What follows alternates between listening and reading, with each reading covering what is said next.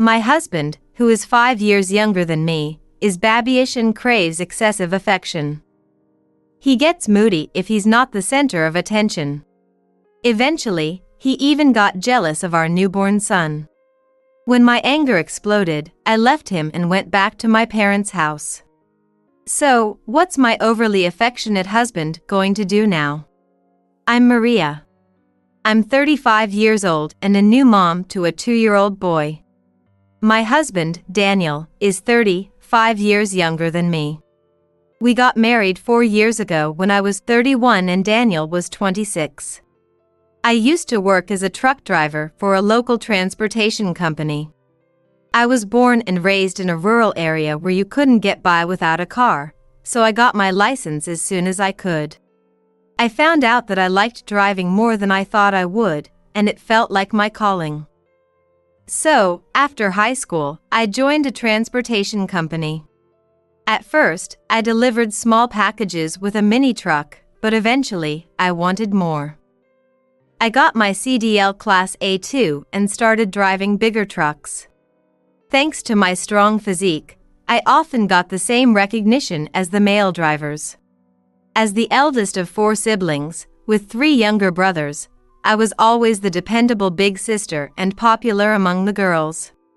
Some men said I was comforting like a mom, which I didn't appreciate. Who would be happy to be called mom-like by men more than 10 years older than them? Men who think women should just smile and nod at their stories and that it benefits them to do so didn't like me. But I wouldn't want those kinds of men anyway. So, at the transportation company, I was both liked and feared. Daniel, who would later become my husband, graduated from college and became a company employee, but he quit due to the toxic work environment and a spiteful boss. Then, he joined our company as a driver.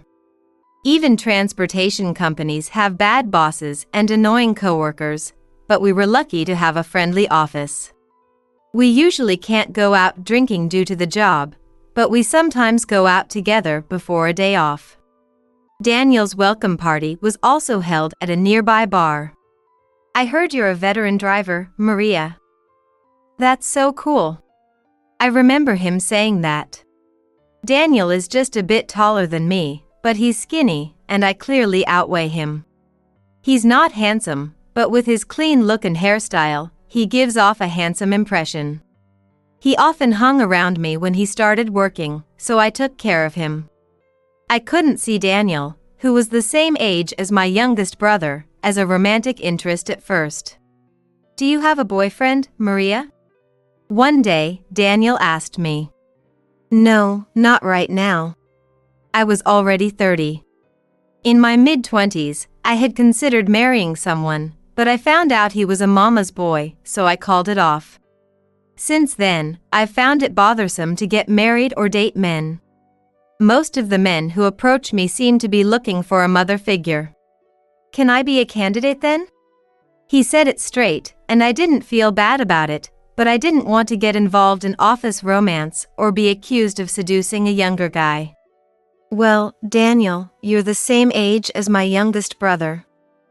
It's hard to see you as a romantic partner. Then test me. If you don't like me, I'll give up. I don't dislike you. If I did, I wouldn't take care of you. Great. Then let's go on a date. A date. Daniel is sociable and somewhat forcefully invited me out, and soon we started going places together on our days off. We visited zoos, aquariums, amusement parks, went bowling, watched baseball games, and sometimes even went to circuits to watch races. As we kept dating, I grew fond of the friendly Daniel and eventually we became romantically involved. I no longer saw him as a little brother. We tried to keep it a secret at work, but Daniel wasn't good at hiding things, so our colleagues quickly found out. So Maria likes younger guys, huh? My boss is Tom, who had been looking out for me since I joined the company, said that. He was a supervisor back then, but is now the section manager. It's not that I like them. I just get along with that type. Maria, you're reliable. I've been told I'm reliable and dependable since I was a kid, but I've never been called cute or someone you want to protect.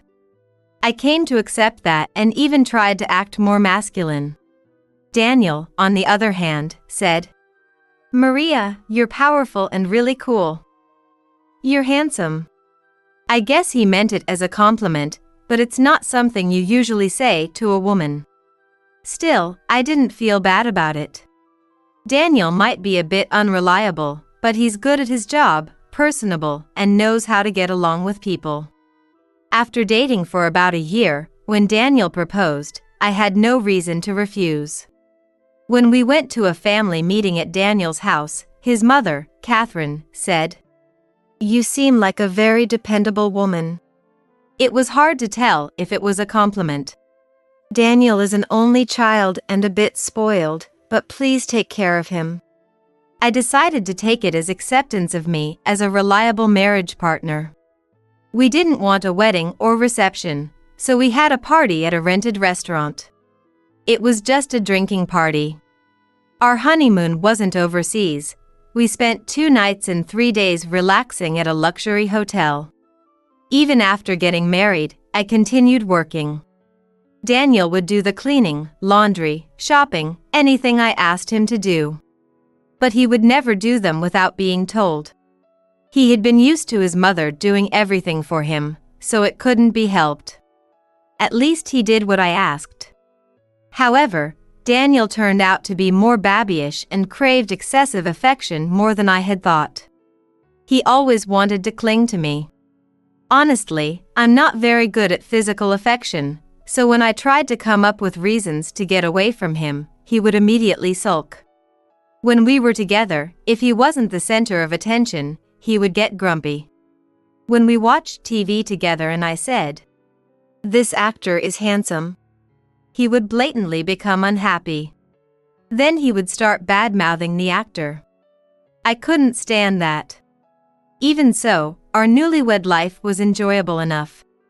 Until I got pregnant and had a child. When I found out I was pregnant, I kept it a secret for a while. I wanted to keep working, and I also wanted a child, so I was unsure what to do. Transportation is undeniably a tough job for women. There are clearly more male drivers, and it's not an easy workplace for women, especially those with children. I told my boss, Tom, about my pregnancy when I was already 5 months along and in the stable period. Congratulations! But don't push yourself too hard while you're pregnant.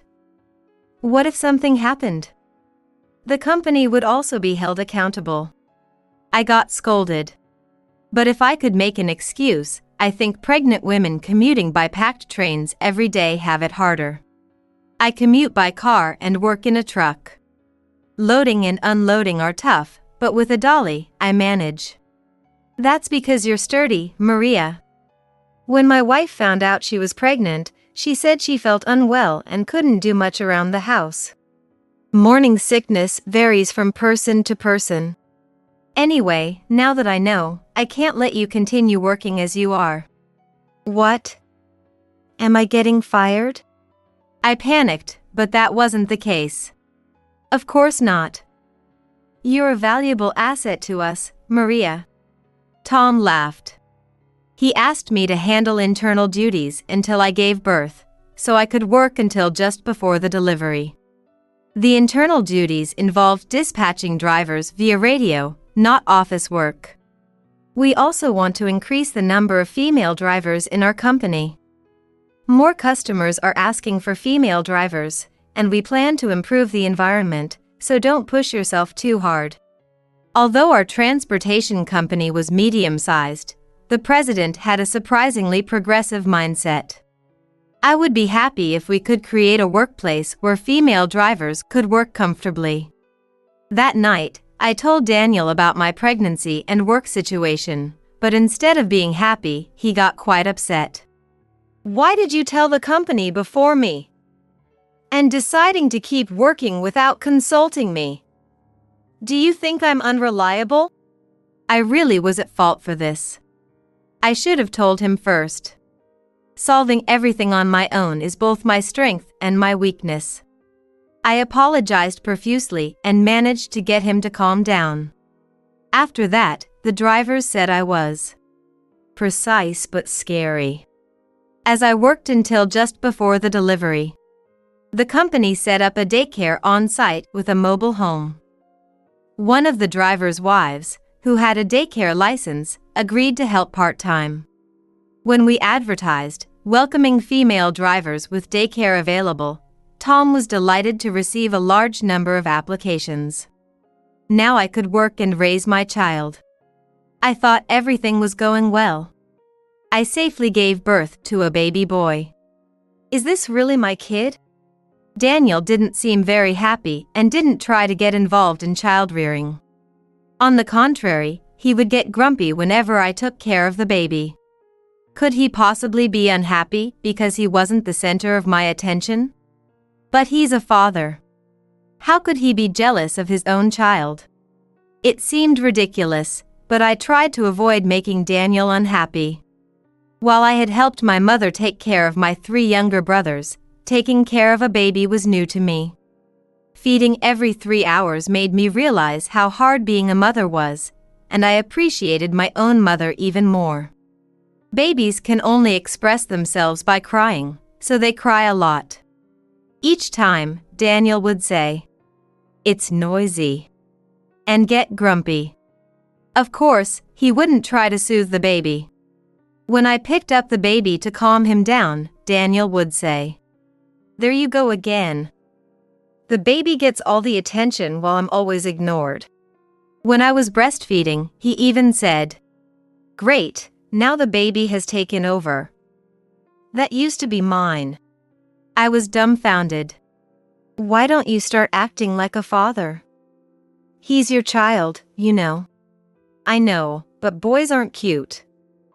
If only it were a girl. What is this man even saying? One time, after giving birth, we were cuddling for the first time in a while. Our son started crying, and when I went to soothe him, Daniel yelled, "Who do you care about more, me or the baby?" and threw the remote. Luckily, it didn't hit our son, but I never expected him to say something like that. I was too shocked to respond. If I did, of course, I would have said, "The baby." Daniel, being an only child, didn't like my family. I thought it was because there were too many people and he felt uneasy, but it might be more than that. Maybe he didn't like not being the center of attention. "Maria, he looks just like you." When I visited my family, my brothers crowded around the baby, making a fuss. I had brought the baby right after giving birth, but newborns don't really resemble anyone. Now that he could hold his head up and was more stable, our son looked just like me. My family is a big one, with my parents, my 3 brothers, their wives, and their children all living together. You might think it's tough, but it's not. That's because the first brother's wife's friends married the other 2 younger brothers. They were friends from the start, so they get along well even after marriage. My mom is an easygoing person, so everyone says what they want and gets along. 2 years ago, my 3 brothers cooperated to build a house. When I started complaining angrily, my brothers and their wives all began to give their opinions. Taking care of a baby is hard, so it's natural that the husband gets pushed aside a bit. They said, "We understand, but it still feels isolating." My brothers admitted. But eventually, when the baby starts talking and calls you dad, you'll feel happy and become more aware of being a father. That was the conclusion. I thought that might be the case, and decided to give Daniel a bit more leeway for a while. I dedicated myself to childcare until our child turned 1, then returned to work as a dispatcher. I was eager to drive again, but I was grateful to work near my child. I didn't intend to neglect my husband, but honestly, my son was incredibly cute. It was amazing how much I adored this little being who looked just like me. But raising a child with a father who doesn't love them is tough. Daniel says he would have liked a girl, but who knows if he's serious. Besides, there's no guarantee the next child will be a girl. Even now, Daniel acts so childish that it's hard to tell who the real child is. Imagining what it would be like after having a second child gave me a headache. I found myself sighing more often. That evening, as usual, I cooked dinner while feeding our son his baby food. Daniel seemed annoyed that I was tending to our son throughout the meal. Then he suddenly said, "I want to marry a new woman instead of old Maria." I thought it was just another one of his ploys, but my patience had reached its limit. "I might just divorce you and remarry a younger woman. If there was such a woman, I would be totally fine with that.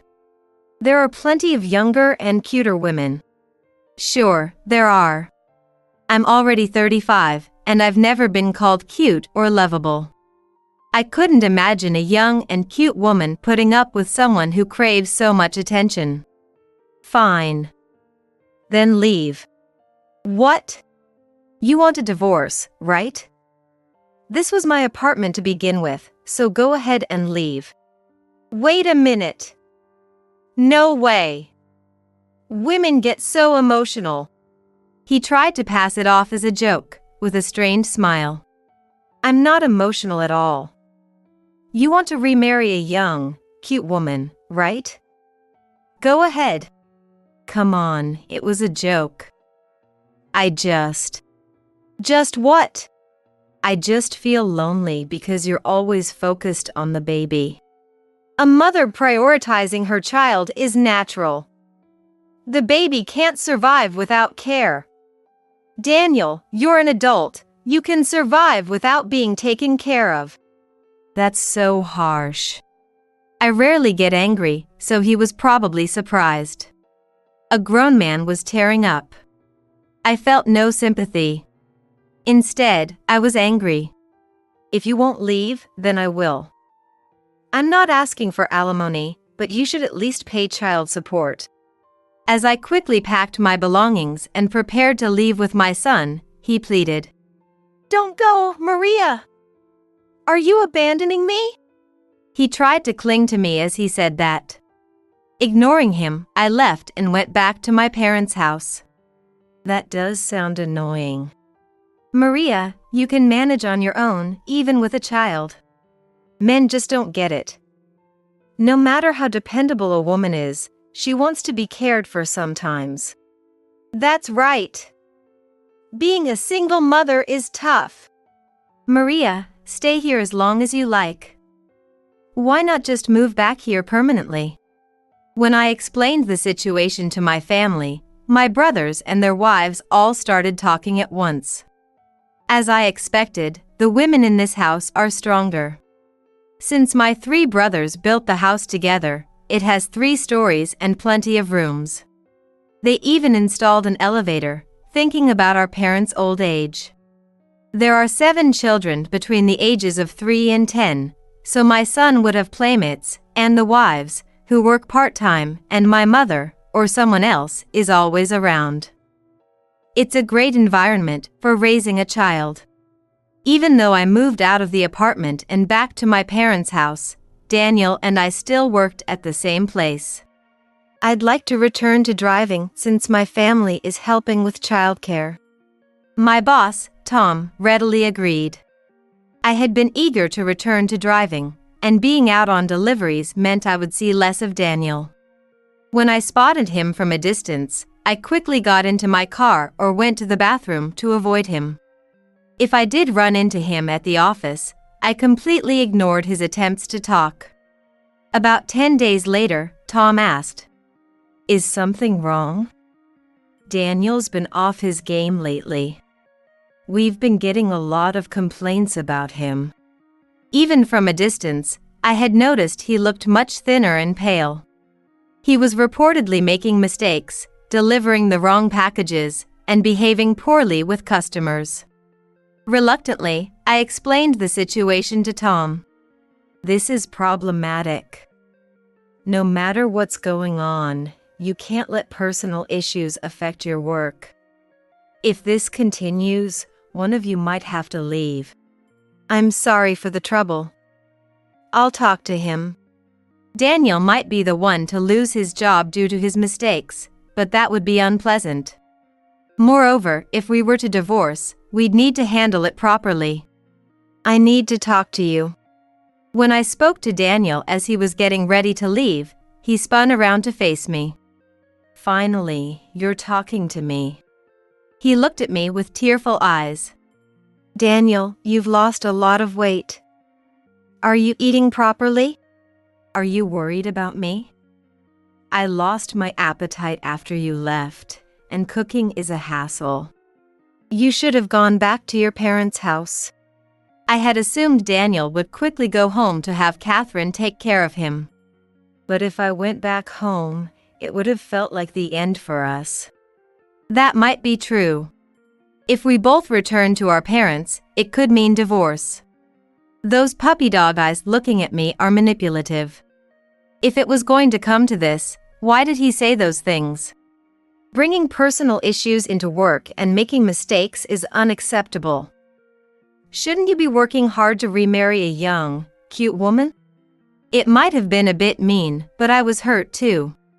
There is no such woman. I need Maria. This isn't a conversation we should be having at work. The drivers and office staff were trying to eavesdrop from a distance. Just do your job properly. If you can become someone I can rely on, maybe I'll reconsider. I quickly left the office after saying that. My brothers teased. If you're waiting for Daniel to become reliable, you'll be waiting until he's over 60. After that, Daniel visibly put in a lot of effort at work. 3 months later, Tom said, "Isn't it time to forgive him?" But even if we lived together again, there was no guarantee he wouldn't repeat the same behavior. I couldn't bring myself to live with someone who didn't love our son as a father should. Half a year after our separation, on a Sunday, Daniel suddenly showed up at my parents' house. His head was completely shaved. What happened to your hair? I was trying to figure out how to show I'm truly sorry. This was all I could think of. I'm really sorry. He deeply apologized at the entrance. It must have been a big decision for Daniel, who always maintained a handsome appearance with his hairstyle. And it didn't suit him at all. I almost laughed and, to cover it up, I said to my son in my arms, "That's Dad. Isn't his head funny?" Then, my son, who had just started to speak, reached out to Daniel and said, "Dad." Daniel's face at that moment was priceless. Is he calling me Dad? It seems so. Even if you're distant, he still thinks of you as his father. I'm sorry. I'm so sorry for being a terrible father. As Daniel took our son from me and hugged him, I couldn't help but cry. This was the sight I had longed to see. Will you come back? Daniel asked cautiously while holding our son. Are you someone I can rely on now? I was embarrassed to be seen crying, so I said it like that. Maybe not yet, but... All right. I have one condition. If you accept it, I will consider getting back together. Anything. I'll accept any condition to make things right. Daniel's expression brightened. The condition I gave was for Daniel to live with me at my parents' house. I had already talked to my family about the possibility. My parents, brothers, and their wives were supportive and said they would help in any way they could. They might have just found it amusing. When I brought it up, Daniel looked scared and anxious before softly saying, "Okay." It must have been a big adjustment for him. He had been spoiled as an only child. Even after we got married, I had spoiled him. But in this house, with many children needing attention, there was no room to pamper an adult man. In the beginning, Daniel was scared and lost. He couldn't cling to me in front of the kids. But gradually, things changed. He realized that being needed and cared for was not a bad feeling. Even though no one clung to him, there was always someone around to talk to or have a drink with. Eventually, His feelings of loneliness disappeared. My brothers' wives gave him strict lessons. The baby is crying. Diaper. What? Maria. Maria will. You're the father. Do it yourself. It seems I can trust my brother's wives to handle his growth as a father. By the way, I remember wanting siblings as a kid. I never imagined I'd suddenly have 6. Daniel said cheerfully as he prepared for the next day. My brothers were planning to take the kids fishing. My sisters-in-law and I planned to leave the 2 youngest with our parents and enjoy shopping and lunch. I had never been interested in fashion, but thanks to my sisters-in-law, I started to enjoy it. Maria, you look great in these clothes because you're tall, they said, enjoying themselves. I lost about 22 pounds after giving birth, and I found that I could wear almost anything. In my late 30s, I started to enjoy dressing up. You've been looking quite beautiful lately. Daniel's compliment didn't feel bad at all. Daniel, you've become a reliable father. After everything, our family is happy and united now.